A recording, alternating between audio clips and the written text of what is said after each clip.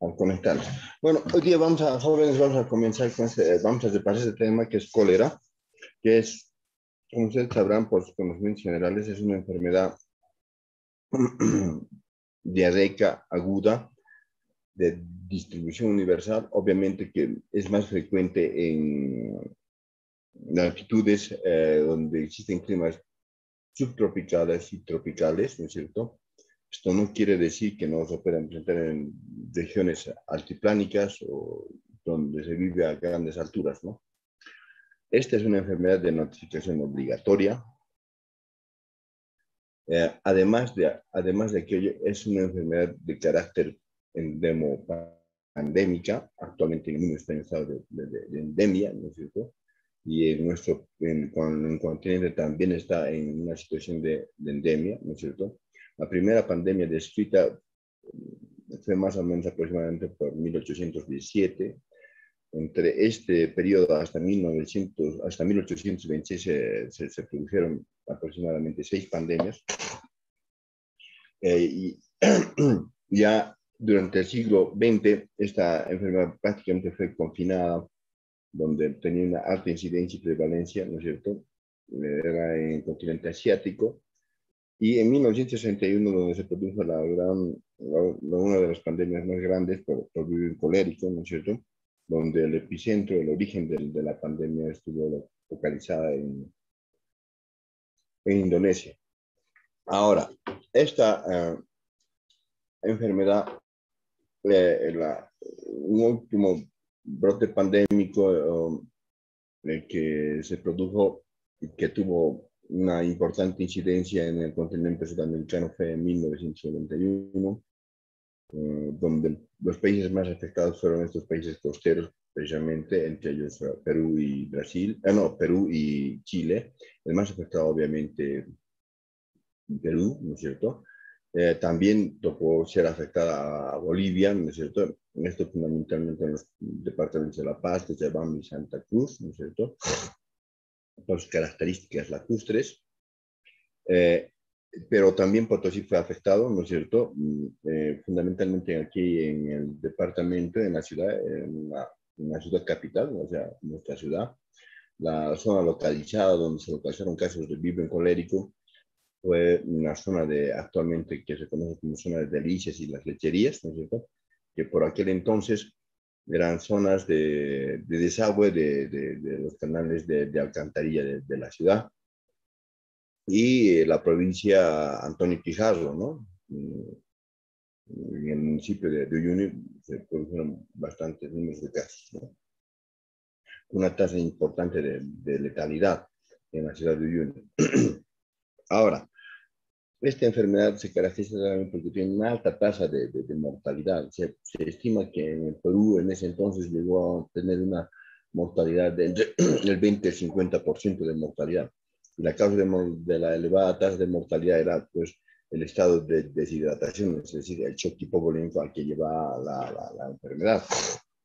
No, pero que en aproximadamente en el transcurso de 2 años esto fue controlado a través de una buena implementación de medidas de control de la enfermedad, uso adecuado y oportuno, precoz del estado del tratamiento de la deshidratación y el tratamiento antibioterápico, además de los controles de los sistemas de saneamiento básico, llegó a tener una mortalidad al final de un 1%, es decir, es una enfermedad, es una pandemia perfectamente controlable desde el punto de vista de su letalidad.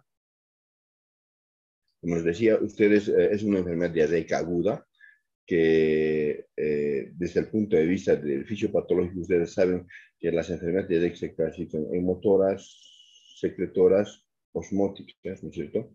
Y esta enfermedad precisamente corresponde, ¿no es cierto?, a las enfermedades diarreicas agudas secretoras, ¿no?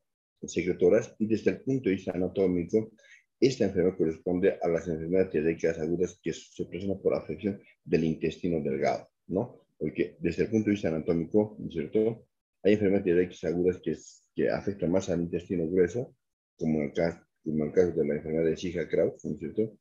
A diferencia de aquella, ¿no es cierto?, se produce por afección del intestino delgado, a la parte terminal del intestino delgado, donde es donde coloniza el agente etiológico que es el virion colérico, ¿no es cierto?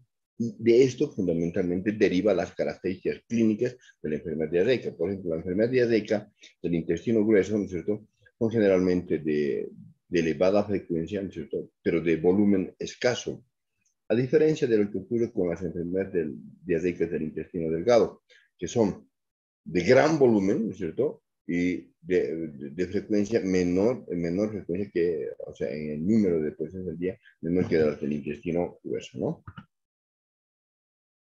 Ahora, el agente etiológico de la enfermedad ya dijimos que es el vibrio colérico, y el vibrio colérico, ¿no es cierto?, fue descubierto en 1884 por Robert Koch, es un bacilo gram negativo, ¿no es cierto?, ¿no es cierto?, y que se caracteriza fundamentalmente porque tiene la forma de coma o medio coma, ¿no es cierto? Es un bacilo gram negativo que se caracteriza porque tiene un flagelo, ¿no es cierto?, que emerge de uno de los polos de la bacteria, ¿no es cierto? Además, se caracteriza fundamentalmente porque desarrolla esporas, que es lo que le da resistencia hacia la acción de los factores medioambientales, ¿no es cierto? Además, se caracteriza porque desarrolla muy bien en medios alcalinos, pero es altamente sensible a medios ácidos. Y aquello explica, por ejemplo, por qué nuestros medios de defensa se constituyen un elemento importante para la limitación de la evolución de la enfermedad, ¿no?, desde el punto de vista de la sintomatología. Porque en esta situación, el, el jugo gástrico, que tiene un pH ácido de 2.5, ¿no es cierto?, y la tialina salival, ¿no es cierto?, se constituye, al tener secreción ácida, se constituyen medios de defensa importantes para limitar la evolución severa de la enfermedad. Ahora, este bacilo del cólera, conocido también con el nombre de bacilo de coma por la forma de semicoma que tiene, ¿no es cierto?, se caracteriza porque desarrolla bien en medios alcalinos, en medios cálidos, ¿no? Puede soportar una temperatura de hasta 22 hasta 40 grados centígrados, pero también se ha demostrado que puede soportar temperaturas bajas, hasta 10 grados centígrados, porque por esa particularidad que tiene de desarrollar esporas, ¿no? Ahora, tienen una longitud aproximadamente entre 2 a 4 micras por un espesor de 0.2 a 0.4 micras, ¿no?, de espesor. Esta bacteria fundamentalmente se encuentra aquí en las deposiciones, ¿no es cierto?, y en el vómito del paciente, es decir, en el jugo gástrico del paciente, ¿no?, donde generalmente está. El inóculo que llega a tener es alto, es decir, por eso es también una enfermedad altamente contagiosa, porque se estima que aproximadamente por ml de materia fecal o de vómito, ¿cierto?, aproximadamente existen unos 100 millones de vibriones coléricos, ¿cierto? Es decir, el inóculo es muy elevado y aquello hace que sea altamente transmisible. ¿Y cómo adquiere uno la enfermedad? Obviamente, fundamentalmente a través de la ingestión de alimentos o agua contaminada, ¿no? Ahora, de este virus colérico, ¿cierto?, existen tres serogrupos. Y el serogrupo más importante, ¿no es cierto?, es obviamente el más patógeno, es el vibrio colérico del biotipo clásico, ¿no es cierto? De estos biotipos existen dos, el clásico y el TOR. ¿Cuál es el más patógeno o el más frecuentemente comprometido con los brotes pandémicos? Es el clásico, ¿no? De estos dos biotipos tienen tres serotipos, uno es el IMEVA y otro es el OGAWA, y el Icojima, que es el menos conocido y es el menos patógeno, ¿no? Ahora, desde el punto de vista epidemiológico, esta enfermedad se caracteriza porque el reservorio único de la enfermedad es el hombre y el huésped también es el hombre. Ahora, esta enfermedad es más frecuente, ¿no es cierto?, en las estaciones del año en que la temperatura del agua, ¿no es cierto?, llega a elevarse a un máximo, ¿no es cierto?, y esto generalmente ocurre entre la última parte de la estación de verano y el inicio del otoño, ¿no? Y es precisamente en esta temporada, en esta estación del año, donde la incidencia o la prevalencia de la enfermedad es más elevada, o donde son los brotes epidémicos y los brotes pandémicos. Ahora, una vez que uno llega a padecer la enfermedad, esta enfermedad deja inmunidad. Inmunidad que puede generalmente, unas veces duradera o definitiva, ¿no? Desde el punto de vista general. Pero esta enfermedad solamente deja inmunidad duradera, que aproximadamente tiene una duración de entre 11 a 60 meses. Es decir, que esta enfermedad, cuando una persona llega a padecer, puede ser posible que pueda llegar a padecer más de una vez, más de dos veces durante el transcurso de su vida, ¿no es cierto?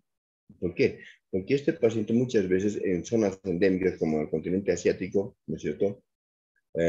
Hay portadores sanos, ¿no? Ahora, otro de los elementos importantes es que, ¿no es cierto? La leche materna, ¿no es cierto? Es decir, los lactantes, ¿no es cierto? No llegan a desarrollar la enfermedad. No llegan a esa enfermedad porque la leche materna protege contra esta enfermedad, produce anticuerpos contra esta enfermedad. Por eso mismo que los lactantes rara vez enferman con cólera, pero sí es muy frecuente en los niños de entre 2 y 4 años y en los adultos. Es más frecuente en brotes pandémicos en adultos que en niños, y es excepcional en los lactantes, ¿no?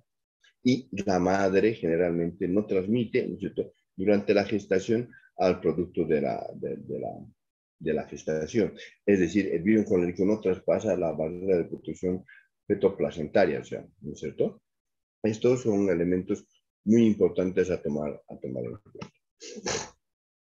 Ahora, esta bacteria, ¿no es cierto? Cuando ingresa al organismo, uno se contagia, que es la vía de transmisión fundamental, como dijimos, es la ingestión, ¿no es cierto?, de alimentos contaminados o agua contaminada, ¿no es cierto?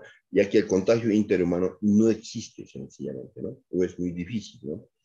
Entonces, una vez que esta es ingerida, ¿no es cierto? La primera barrera de defensa del organismo natural fisiológica constituye la secreción salival de las glándulas salivales, es decir, la hialina salival, ¿no es cierto?, que puede ser que es secretada por las glándulas parótida, sublingual, la glándula submaxilar. Cuando logra franquear esta primera barrera de defensa fisiológica del organismo, entonces transcurrirá a través del estómago y llegará al estómago, donde tiene que vencer, ¿no es cierto?, el medio ácido, ¿no es cierto?, al cual es muy sensible este virus colérico, porque el pH ácido, porque el pH fisiológico de la, de la secreción gástrica es normalmente a 2.5 aproximadamente, ¿no es cierto? Y en un medio como el nuestro, donde existe hipoxia crónica de altura, ¿no es cierto?, este pH tal vez sea probablemente más baja, o sea, más ácido, ¿no?, que se considera un medio de defensa. Ahora, una vez que ha franqueado este gran inóculo que hemos dicho que es de aproximadamente 100 millones por ml de secreción gástrica, entonces llega a colonizar, a localizarse, ¿no es cierto?, en el intestino delgado, en la parte terminal del intestino delgado, es decir, el ileum. Y se adhiere a la mucosa intestinal, ¿no es cierto? Y tiene que invadir a las células del epitelio intestinal, ¿no es cierto?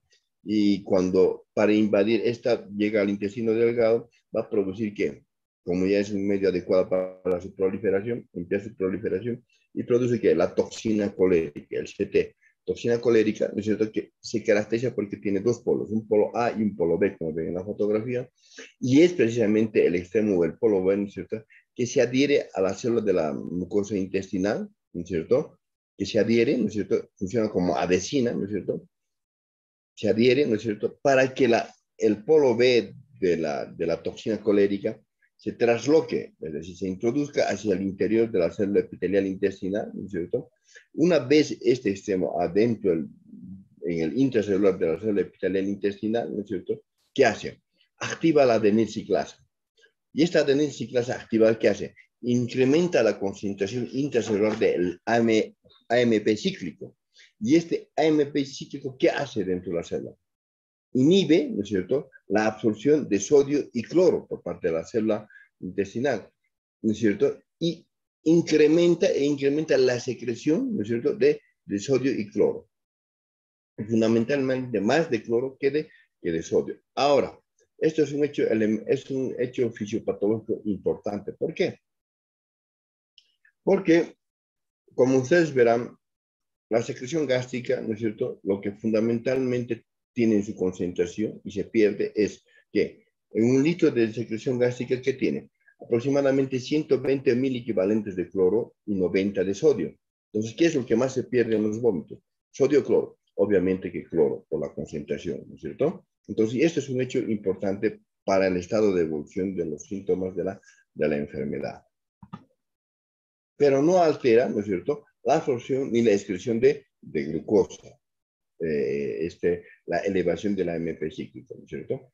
Entonces, antes de hablar de los síntomas que tenemos que ver, de las formas clínicas del cólera. Y las formas clínicas del cólera son tres, básicamente: leve, moderada y severa. Esta clasificación está basada fundamentalmente en el estado de hidratación que tiene o que cursa el paciente que padece cólera. Entonces, hasta aquí habíamos hablado, para resumir un poco, de otros tipos de clasificación. La clasificación es una enfermedad diarreica aguda, ¿no es cierto?, no es crónica, que pertenece desde el punto de vista de la clasificación fisiopatológica de las enfermedades diarreicas a la diarrea o a las diarreas o a las enfermedades diarreicas secretoras, ¿no es cierto? Desde el punto de vista anatómico correspondería a no correspondería, corresponde a las enfermedades diarreicas agudas, ¿no es cierto?, de localización o por afección del intestino delgado, el ilio, ¿no es cierto?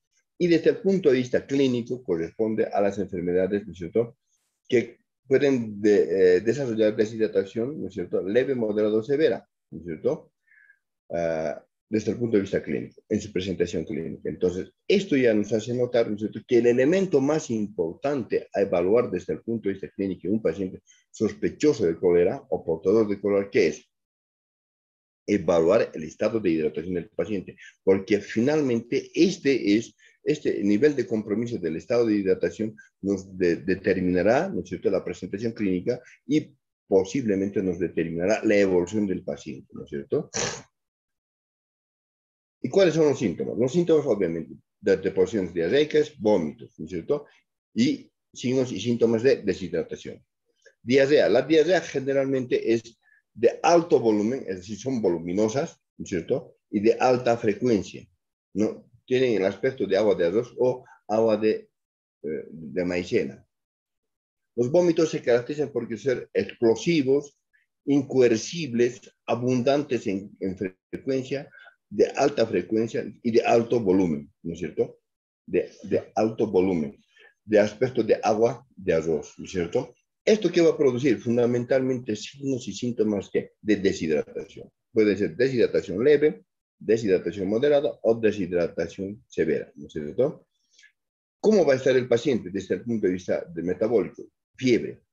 Fiebre podrá existir en los pacientes que cursen con deshidratación leve o moderada, pero a diferencia, en los pacientes con deshidratación, que estén cursando con deshidratación severa, lo que generalmente existe que es hipotermia, ¿no? Por la gran deshidratación que nos conduce a un choque hipovolémico, ¿no?, de origen gastrointestinal. Obviamente con esto, ¿no es cierto?, obviamente con eso va a haber que pérdida del estado del peso, ¿no? O cianosis, ¿no? Y todos los signos de deshidratación que vamos a poder ver a continuación, ¿no es cierto? Estas son las manifestaciones clínicas: decaimiento, quiere decir alteración del estado de conciencia, ¿no es cierto?, parestesias, vómitos, diarrea, ¿no?, diarrea profusa. La diarrea es tan severa, ¿no es cierto?, es tan voluminosa y es tan alta la frecuencia catártica, ¿no es cierto?, que si ustedes revisan alguna vez en internet o algún libro ya antiguo, ¿no es cierto?, al paciente no le da tiempo suficiente para llegar al retrete.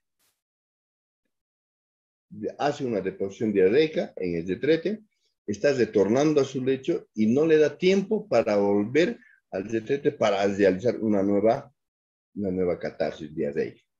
Es por eso que antiguamente, en las grandes pandemias, ¿no es cierto?, las camas de los pacientes con cólera, ¿no es cierto?, eran fenestradas, es decir, tenían un orificio en el lecho, en su lecho, ¿no es cierto?, que conectaba directamente a un colector de eyecciones, ¿no es cierto? O sea, ellos hacían sus deyecciones, sus deposiciones catárticas en su mismo lecho, porque no les da tiempo de llegar. Y ese es un hecho importante, el que las camas de los pacientes con cólera sean fenestradas, porque aquello evita la diseminación, ¿no es cierto?, del vibrio colérico. No se olviden que este vibrio está presente en las deposiciones y en los vómitos de los pacientes. Entonces, imagínense, si no le da tiempo y por la alta frecuencia de las deyecciones, ¿no es cierto?, el paciente va a depositar sus deyecciones en el transcurso, en el camino hacia el retrete. Entonces, por aquello, para evitar aquel hecho, las camas de los pacientes eran generalmente fenestradas, ¿no? Ahora, como hemos dicho, el compromiso es elevadísimo, ¿no? ¿Qué es lo que más pierde? Generalmente pierde más cloro que sodio, ¿no es cierto? Y pierde más cloro y sodio que potasio, porque en cada deposición, por cada litro de deposición de catarsis, ¿cuánto de sodio normal, cuánto de potasio normalmente se pierde? Aproximadamente 4 mil equivalentes, ¿no es cierto? 4 mil equivalentes. Entonces, ¿qué es lo que más pierde? Sodio y cloro. Aquel concepto de que en la diarrea se pierde más potasio que cloro y sodio está, entre comillas, desde el punto de vista, les hablo desde el punto de vista fisiológico y fisiopatológico, de acuerdo a las concentraciones que les he mencionado, ¿no? Ahora, entonces, ¿qué tenemos que hacer? Les repito, jóvenes, en un paciente con enfermedad diarreica aguda y que sea sospechoso de cólera, ¿qué tenemos que evaluar? Esencialmente, el estado de hidratación. ¿Para qué? Para clasificarlo. Si tiene una diarrea, para clasificar el estado de hidratación o mejor dicho, de deshidratación que ocurre el paciente. ¿Para qué? Para, de acuerdo a aquella clasificación, ¿no es cierto?, iniciar inmediatamente el tratamiento que corresponde.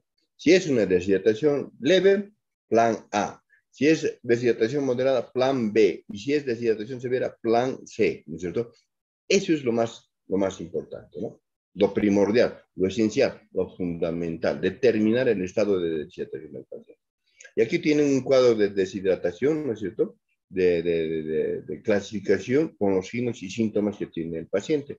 Lo que nos importa, ¿no es cierto? Y este paciente va a fallecer probablemente no por el proceso infeccioso, sino va a fallecer por shock hipovolémico, ¿no es cierto? Es decir, por la gran deshidratación que produce. Entonces, ¿qué tenemos que ver? La sed, ¿no es cierto? Un paciente con deshidratación leve, en un estado inicial de deshidratación leve, la sed será positiva, no será mucha.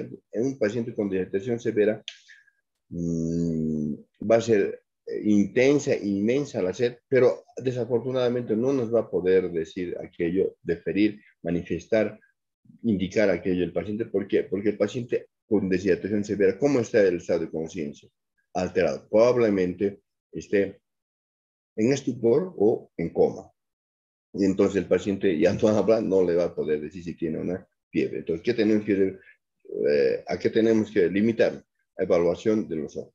El ojo, generalmente los ojos están hundidos, como dirían ustedes, pero médicamente tendríamos que referirnos a esto como enoftalmo severo, ¿no es cierto? Ya han perdido el brillo. La lengua se dice, está con la signo de lengua del loro, es un signo, ¿no es cierto? Y si ustedes conocen la lengua de un loro, ¿no es cierto?, de aquella ave, ¿no es cierto?, ¿qué caracteriza? Es decir, que es seca y que además está negra, es decir, está cianótica, por la gran hipovolemia del paciente por deshidratación severa. ¿Cómo está la frecuencia respiratoria? En un inicio, en una deshidratación moderada o leve, podrá estar normal o ligeramente incrementada, es decir, taquipneico. Pero en una deshidratación severa, ¿cómo va a estar? Va a tener una respiración acidótica o respiración de Kussmaul, ¿no es cierto? De acidosis, ¿no? O bradypneico, ¿no? O sea, con una frecuencia respiratoria inferior a 12 respiraciones por minuto. ¿Cómo va a estar el pulso en una deshidratación severa? Una deshidratación severa, ¿no es cierto? ¿Cómo es normalmente el pulso? El pulso está entre 60 y 100 por minuto, lleno, ¿no es cierto? En las 4 extremidades, el pulso radial, femoral, perio, ¿no es cierto? O el pulso, bueno, ese es el periférico y el central, ¿no es cierto? En una deshidratación severa, ¿cómo va a estar? Puede estar filiforme, blando, poco perceptible, o sencillamente va a estar imperceptible, o sea, no existe pulso periférico, ¿no? Además que las extremidades van a estar hipotérmicas, ¿no? Hipotérmicas, ¿por qué? Porque la gran deshidratación que el paciente tiene. ¿Cómo va a estar la piel? Ha perdido toda su turgencia. ¿No? O sea, el signo del pliegue cutáneo o el redote cutáneo que se explora normalmente en el flanco, en el abdomen, en la cara anterointerna del muslo, ¿no es cierto? Tiene una duración mayor a 2%, a 2 segundos, a 2 segundos, ¿no? O sea, permanece. La piel es apergaminada también, que se llama, ¿no? Fría, hipotérmica, ¿no es cierto? En cambio, una deshidratación moderada o leve, ¿no es cierto? La piel no ha perdido su turgencia y su elasticidad y recobra normalmente en un tiempo menor a 2 segundos su contextura normal, ¿no es cierto? La diuresis, ¿cómo va a estar? El paciente con deshidratación moderada podrá tener oliguria, es decir, una diuresis inferior a 30 ml por hora. Pero un paciente con deshidratación severa va a estar oligúrico o anúrico. Y el aspecto de la diuresis va a ser altamente concentrado, ¿no es cierto? Concentrada. La temperatura. Un paciente con deshidratación moderada podrá tener fiebre, con leve también, pero un paciente con deshidratación severa lo que sí presenta es más bien hipotermia, por alteración del centro de la regulación, está en el hipotálamo, ¿no es cierto? Y que ha sido afectado por la gran deshidratación, existe una alteración del centro de la temperatura, ¿no? El peso, obviamente, el paciente con deshidratación severa ha perdido más del 10% de su peso corporal total calculado de acuerdo a la talla para la edad, ¿no? Y en una deshidratación moderada hay una pérdida de peso de entre 5 al 10% y una deshidratación leve, una pérdida de peso menor al 5%. Cuando un paciente, una persona con alguna deshidratación presenta más de 2 de estos signos, quiere decir que corresponde a uno de los grados de deshidratación, ¿no? Eso es importante, ¿no? Y finalmente, con esto, realizar el diagnóstico. En el diagnóstico, ¿qué tenemos que hacer? Un diagnóstico epidemiológico, es decir, referirnos al antecedente si existen otros casos similares al que estamos valorando, ¿no es cierto? Y si existe o no la evidencia de circulación del virus colérico en nuestro medio geográfico que decidimos, ¿no es cierto? Para esto es importante tomar en cuenta la procedencia y la residencia. Además, tomar los síntomas y signos, es decir, desde el punto de vista clínico, decimos que se trata de una enfermedad diarreica aguda, ¿no es cierto?, que se caracteriza por una alta frecuencia catártica, ¿no es cierto?, y se caracteriza ¿por qué? Porque el gran volumen de la diarrea y el aspecto de la diarrea es en agua de arroz o agua de maicena, ¿no? Y vómitos abundantes de alta frecuencia, prácticamente incoercibles, ¿no es cierto? Y fundamentalmente el paciente de una diarrea aguda que haya llegado en el transcurso de pocas horas a un estado de deshidratación severa es altamente sospechosa de cólera, ¿no? Obviamente solamente es una impresión y eso tiene que ser confirmado a través de exámenes complementarios. ¿Y cómo es? Para eso tenemos que demostrar la presencia, la circulación solamente del virus colérico, ¿no es cierto? Y es suficiente determinar la presencia de uno o dos casos de cólera, del virus colérico en una determinada área geográfica para que los próximos casos de diarrea aguda y con evolución rápida, ¿no es cierto?, sean considerados también como sospechosos de cólera, ¿no? Ahora, ¿para esto qué hacemos? Bacteriología, ¿no es cierto? Y para la bacteriología, ¿qué se hace? Pero,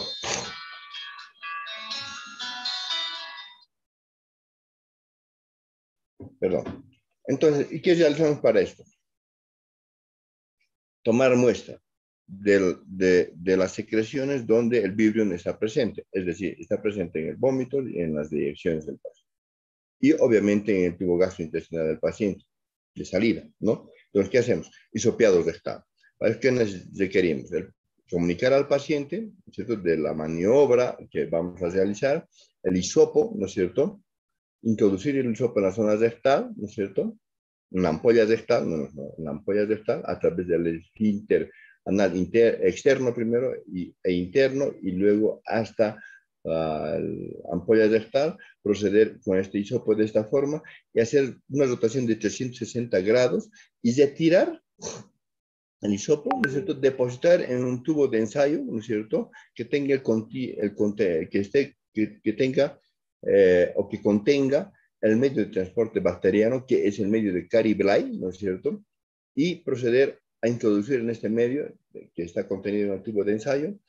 Una vez realizamos esto, tenemos que proceder a sellar este tubo de ensayo que tiene que ser de cierre hermético, ¿no es cierto? Y que tiene que ser de preferencia a rosca. Ahora, es una forma de tomar la muestra, pero existen otras formas también, que se pueden realizar de la siguiente forma. Empapando este hisopo, ¿no es cierto? Empapando este hisopo en las deyecciones del paciente, ¿no es cierto? O en el vómito del paciente. Una vez empapado, este hisopo llevar igual al tubo de ensayo que contiene el medio de transporte bacteriano, que es el medio de Cary-Blay. Sellar el tubo, ¿no es cierto? Que tiene que ser de preferencia de rosca. Achuntar el tubo de ensayo con la información del paciente. Achuntar quiere decir identificar, ¿no es cierto?, el tubo de ensayo, nombre, apellido del paciente, fecha, hospital o región del paciente, ¿no es cierto? Y enviar esta muestra al laboratorio de ensayo, al laboratorio clínico, ¿no es cierto?, correspondiente, ¿no es cierto? En este caso, si es del área rural, hacia el departamento, y el departamento enviará a la zona andina, que nuestro laboratorio de referencia es el INLASA de La Paz, ¿no es cierto? Este es el mecanismo por el cual debe proceder. Evitar, siempre un medio bueno de conservación, evitar que la muestra se congele, es decir, siempre tiene que estar en una temperatura entre 4 a 8 grados centígrados, ¿no es cierto? Un frasco, un conservador de termoquincele para evitar la congelación de la muestra, ¿no? Ahora, otros exámenes complementarios. Obviamente, estos otros exámenes complementarios son exámenes complementarios no específicos. Entre ellos tenemos el hemograma completo. En el hemograma completo, ¿qué vamos a poder ver? En la serie roja, si el paciente, eso dependerá, los hallazgos que vamos a poder evidenciar en el examen, en el hemograma, dependerán del estado de hidratación del paciente. Por ejemplo, en un paciente con deshidratación leve, ¿no es cierto?, las modificaciones en las series rojas no serán muchas, ¿no es cierto?, a más de una BSG acelerada, nada más. Pero si el paciente está en una deshidratación moderada o severa, ¿no es cierto?, ¿qué vamos a poder encontrar? Fundamentalmente hemoconcentración por la gran deshidratación, o sea, se está perdiendo el volumen intravascular, ¿no es cierto? Entonces, ¿qué va a producir? Hemoconcentración. Entonces, ¿qué va a producir? Alteración del hematocrito. Un hematocrito elevado por hemoconcentración, no quiere decir que sea eritrocítico, sino se produce por hemoconcentración, es decir, porque se ha alterado la relación plasmático-globular, ¿no es cierto? O sea, el plasma, la parte líquida del volumen vascular se ha perdido por la gran deshidratación secundaria, vómitos y diarrea, ¿no es cierto? Y obviamente la BSG va a estar retardada, no va a estar acelerada por la hemoconcentración, ¿no es cierto? Ahora, ¿qué vamos a encontrar en la serie blanca? En cualquiera de las situaciones de estado de hidratación del paciente, sea deshidratación leve, moderada o severa, vamos a encontrar que leucocitosis. Leucocitosis con neutrofilia. ¿Ya? Es importante, ¿ya? Obviamente, otro examen complementario básico, fundamental, primordial, que tenemos que soltar en el paciente es ionograma. Y ustedes ya saben los valores de diferencia, ¿no es cierto?, fisiológicos. El sodio estará en una concentración fisiológica es de 135 a 145 miliequivalentes. El cloro tiene una concentración de 90 a 105 miliequivalentes litro. El potasio tiene una concentración de 3.5 a 4.5 miliequivalentes litro, ¿no es cierto? El paciente deshidratado, ¿qué va a tener? Hiponatremia, hipocloremia e hipocalemia, ¿no es cierto? Inferior, ¿no es cierto? Aquello se tendrá que tratar. Y obviamente, algo importante también básico y fundamental, que es solicitarle gasometría arterial de preferencia, ¿no? Porque puede ser arterial o venosa, pero ¿cuál es de mayor rentabilidad diagnóstica? La gasometría arterial, obviamente. Esta gasometría tiene que ser de acuerdo a valores, ¿no es cierto?, del lugar de residencia, de donde moramos. Por ejemplo, la gasometría, ¿no es cierto?, no tiene los mismos valores diferenciales fisiológicos en Sucre, en Santa Cruz, donde, ¿no es cierto?, moran a una altura, por ejemplo, Santa Cruz está a 400 metros sobre el nivel del mar, Sucre a 2.900 metros sobre el nivel del mar, ¿no es cierto? Ahora, Potosí, ¿a cuántos metros sobre el nivel del mar está? a 4.100 metros sobre el nivel del mar. Entonces, la gasometría tendría que ser interpretada de acuerdo, ¿no es cierto?, de acuerdo a la latitud en que moramos. Y esto ya conocen ustedes por sus conocimientos de fisiología y fisiopatología, ¿no es cierto?, cuáles son los valores diferenciales normales del pH, ¿no es cierto?, del PCO2, del PA2, ¿no es cierto?, y del bicarbonato, ¿no? Entonces, aquello no vamos a redundar porque sería inútil. Eso vamos a repasar en el examen. Entonces, una vez realizada la valoración, repito, lo más importante en este paciente, ¿qué es? Evaluar el estado de hidratación. El estado de hidratación. Y el estado de hidratación y el estado de hidratación del paciente. Y de eso vamos a determinar el estado de deshidratación del paciente. Y la deshidratación se clasifica, usted ya sabe, deshidratación leve, moderada y severa, ¿no es cierto? Y todos los pacientes que sean, ustedes clasifiquen como deshidratación leve, tendrá que recibir el plan B, el plan A de tratamiento de la deshidratación, de acuerdo a los manuales del Ministerio de Salud. ¿Y qué quiere decir deshidratación leve? Terapia de deshidratación oral, TRO, ¿no es cierto? ¿Con qué? Con SRO, con sobres de deshidratación oral, ¿no es cierto? ¿A qué dosis? 50 ml por kilogramo peso administrados o calculados para 4 horas, ¿no es cierto? ¿Cómo tiene que ser administrado este sobre de deshidratación oral?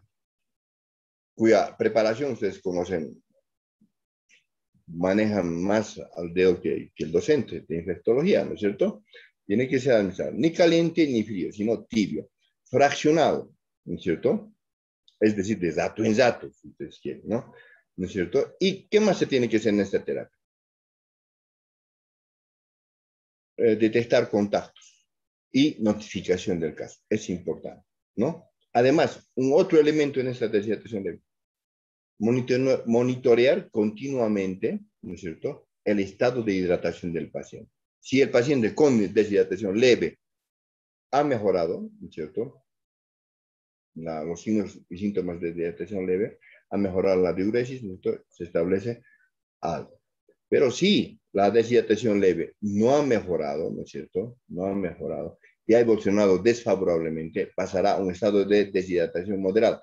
Por aquello, para determinar continuamente y periódicamente, ¿no es cierto?, el estado de hidratación del paciente, es necesario hacer seguimiento, realizar seguimiento del estado de hidratación del paciente, aún esté en tratamiento, ¿no? Es importante. Los pacientes con deshidratación moderada, ¿no es cierto?, pueden seguir dos tipos de tratamiento. Puede ser una terapia de deshidratación oral, con sobres de deshidratación oral, ¿no es cierto?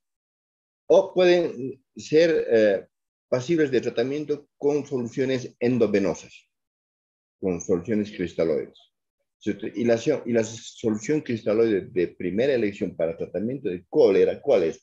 Es el zingerlactato, por su composición. ¿Qué tiene en su composición? 145 de sodio, 145, 130 de cloro y 4 equivalentes de potasio y lactato, además de calcio, ¿no? Calcio 4 equivalentes.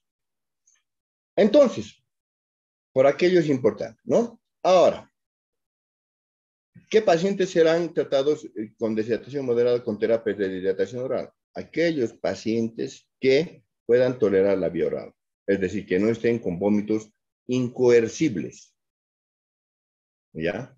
Ahora, aquellos pacientes que cursen con vómitos incoercibles, ¿no es cierto?, ¿qué tendrán que ser? Tendrán que ser tratados con vías de deshidratación endovenosa con lactato. ¿A cuánto de dos? 25 a 30 ml por kilogramo peso administrados, calculados para una hora. O sea, la evaluación tiene que ser continua, ¿no? Por hora, ¿no? Además, en estos pacientes, como método de tratamiento para tratar el vómito, ¿no es cierto?, se recomienda proteger la vía aérea, ¿no es cierto?, ¿no es cierto?, para evitar broncoaspiración, está recomendado la instalación de sonda nasogástrica. ¿Por qué? Porque además nos sirve como un método antiemético y de protección de la vía respiratoria, ¿no es cierto? Nos sirve como un método para tratar, ¿qué? Para tratar la deshidratación, con sobredeshidratación oral. ¿A través de qué? De lo que llamamos llamamos gastroclisis. ¿Y qué es la gastroclisis? La administración de sobres de hidratación por sonda nasogástrica de acuerdo al kilogramo peso. ¿Entienden? Eso es importante. Porque tienen que saber, en el tratamiento de diarrea, por recomendación de la OMS, no está indicado la administración de antieméticos, ¿no es cierto? Ni antiespasmódicos, ¿no? Es importante recordar que... Y la vía endovenosa tendrá que ser, señores, no solo una vía endovenosa periférica, sino dos vías endovenosas, que una nos servirá para la toma de muestras sanguíneas, ¿no es cierto?, para exámenes complementarios de laboratorio como gasometría, ionograma, hemograma completo, ¿no es cierto?, y otros exámenes que se requieran. Pero los básicos son esos, ¿no es cierto? Para eso. Y la otra vía para la administración de medicamentos y soluciones cristaloides. Al final, ambas vías nos permitirán, ¿no es cierto?, rehidratar al paciente, ¿no? Un paciente con deshidratación severa, el plan de tratamiento es C, que es deferencia del caso a un tercer nivel, y si no pueden realizar en ese momento, tienen que hacer como primera medida, ¿qué? Instalación de dos vías venosas periféricas, ¿no? Importante. Siempre dos vías para rehidratar al paciente. ¿Rehidratar al paciente con qué? Con solución cristaloide. ¿Qué solución cristaloide de primera elección tenemos? El Zinger lactato. ¿A cuánto en deshidratación severa? 100 ml por kilogramo peso calculadas, estimadas para 4 horas, ¿no es cierto? Y diferencia del paciente, ¿no? Obviamente el seguimiento de detectar contactos y notificar el caso. Siempre, además de diferencia, a un establecimiento de salud inmediato de mejor capacidad resolutiva, ¿no es cierto? Mejor capacidad. Y evaluación continua durante la evacuación, referencia, ¿no es cierto?, o transferencia del paciente del estado de hidratación del paciente. La terapia de hidratación oral, ¿no es cierto?, se puede realizar con sobres de hidratación oral. En esto es importante conocer la composición de sobres de hidratación oral, y existen dos tipos de sobres de hidratación oral que son donados, ¿no es cierto?, por la Organización Mundial de la Salud, ¿no es cierto?, cuya composición difiere. Una es con bicarbonato de sodio, ¿no es cierto?, 2.5 gramos, ¿no es cierto?, y la otra es con citrato de sodio, 2.9 gramos por ciento. En el resto la composición es muy similar, ¿no? Especialmente con la composición con la constitución de la glucosa anhídrica, que en ambos tiene 20 gramos de glucosa anhídrica, ¿no? Es importante. De estas, ¿cuál es preferible? Siempre la que tiene el citrato de sodio. ¿Por qué? Porque es más estable, ¿no es cierto?, y tiene una vida media, una vez preparada la solución, tiene una vida media de mayor duración. De todos modos, ¿no es cierto?, al ser más estable, ¿no es cierto?, ambas solamente tienen, una vez preparadas, tienen una duración de 24 horas. Ahora, existen situaciones en que no se puede disponer de sobres de hidratación oral, como era en aquel caso.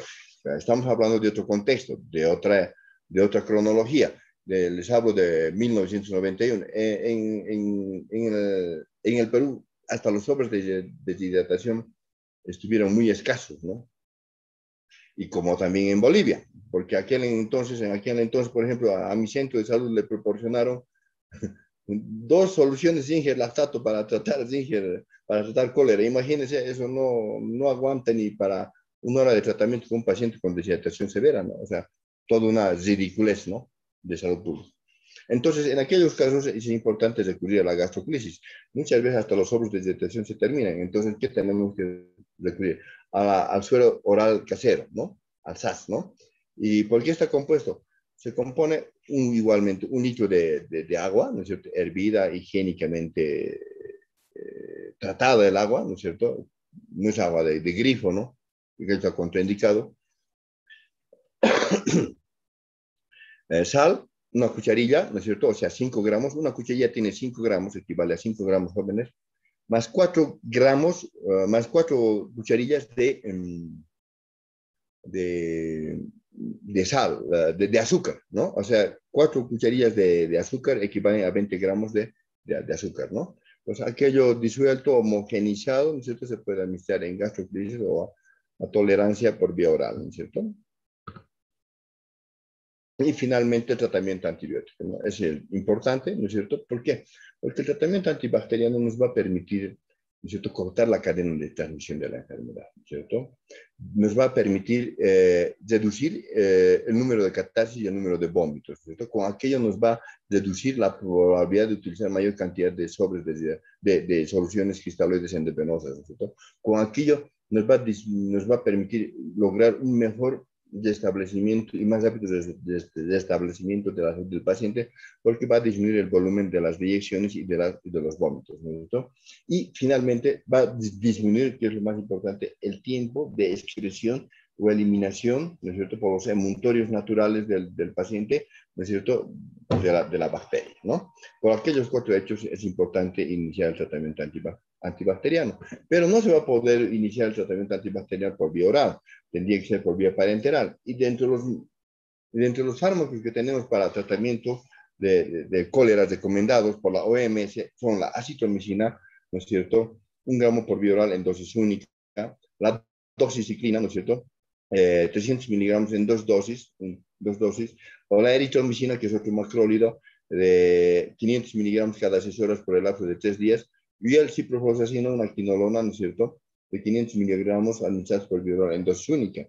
Imagínense si el paciente estuviera con vómitos incoercibles, lo único que tuviéramos a disponibilidad sería el ciprofloxacino, porque los demás fármacos antibacterianos, como la eritromicina, la acitromicina, que son macrólidas, y la doxiciclina, que es una tetraciclina, son de administración por vía oral. Entonces tenemos esta probabilidad, ¿no? Ahora podemos experimentar otras probabilidades, ¿no? Farmacológicas, pero estas son las recomendadas por la Organización Mundial de la Salud. Y obviamente, lo más importante, como en toda enfermedad pandémica o endémica, ¿no es cierto?, es lo más importante, medidas de bioseguridad, ¿no es cierto? O sea, consumir siempre alimentos adecuadamente preparados, ¿no es cierto? Lavado de manos antes y después, antes de preparar los alimentos, después de preparar los alimentos, lavado de manos después de asistir al retrete. Siempre es fundamental las medidas higiénico-dietéticas, alimentos seguros, bien lavados, con DG6 o lavandina, a las proporciones que hemos repasado en bioseguridad, ¿no? No sé, jóvenes, si tienen alguna consulta, de lo contrario, hubiéramos acabado y nos vemos el día jueves a las 9 de la mañana para avanzar nuestro segundo tema de la semana. Tienen la palabra, jóvenes. Doctor, buen día. Sí, dígame, adelante. Doctor, quería preguntarle a qué se refiere exactamente con el término de vómitos incoercibles, por favor. Vómito incoercible quiere decir, ¿no es cierto?, vómitos que no cesan, que no paran. Es uno tras otro. El paciente termina de vomitar y nuevamente vomita. Termina de vomitar y nuevamente vomita. Es un vómito incoercible, que no cesan, que no paran, que no ceden. Gracias, doctor. No, de que a su completa disposición. Si tienen alguna consulta, pregunten. Lo que gusten, pregunten. Porque si no, se van a repetir las notas del primer parcial jóvenes, así 3.5, 10, 14, 3.5, 10, 14. Y eso, pregunten jóvenes, tienen la palabra. Ya, bueno, en vista de que no hay consultas, me retiro, que tengan muy buen día y nos vemos el día jueves. Que tengan muy buen resto de jornada, jóvenes. Hasta luego, muy buenos días.